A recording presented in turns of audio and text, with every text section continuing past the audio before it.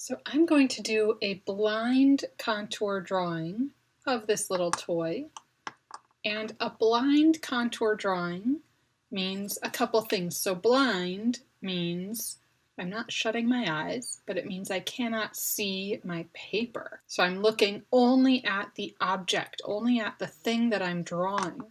I'm not looking at my paper. So I like to use another piece of paper to kind of cover up my paper, and I will poke a hole in it, stick my pencil through, and then I'm holding my hand underneath. So now as I draw, I cannot see my drawing. And why do I do that? So I'm doing that because I want to focus on looking. So this is an exercise that artists do to help teach their eyes to really, really look at the thing they're drawing and teach their hand to follow their eyes. So it doesn't matter what your drawing looks like, it's gonna look kind of silly. It's not gonna look exactly like the thing you're drawing. But this is an exercise, so it helps train your eyes to notice all the little details and not draw what you think you see, but really draw what you see. It teaches your hand to follow your eyes. So it's blind, meaning you can't see your drawing, and contour drawing. The contour is kind of like the outline. So a contour drawing usually means that we're drawing the outline of the object. We're not drawing all the little details inside of the object.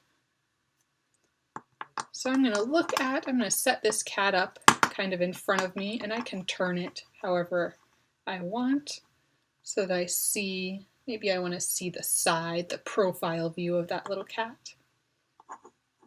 So I'm going to turn it so I can see it, and then I would put this on top.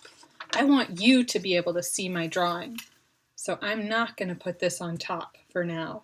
And I also would usually draw with a pencil, but that might not be dark enough. I want you to really be able to see my drawing, so I'm going to draw with a marker. You can use a pencil and some paper, and I'm going to do my best to not look at my drawing. I'm just going to look at this funny little cat.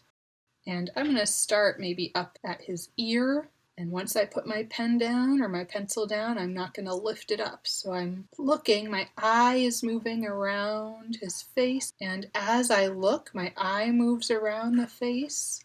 My pen, my marker, should also be moving around the face. I'm not really worrying about his little stripes right now. I'm just getting the shape of this cat. I've got the cat finished. I can go ahead and lift up my pencil or my pen and look at what I've done. Ah!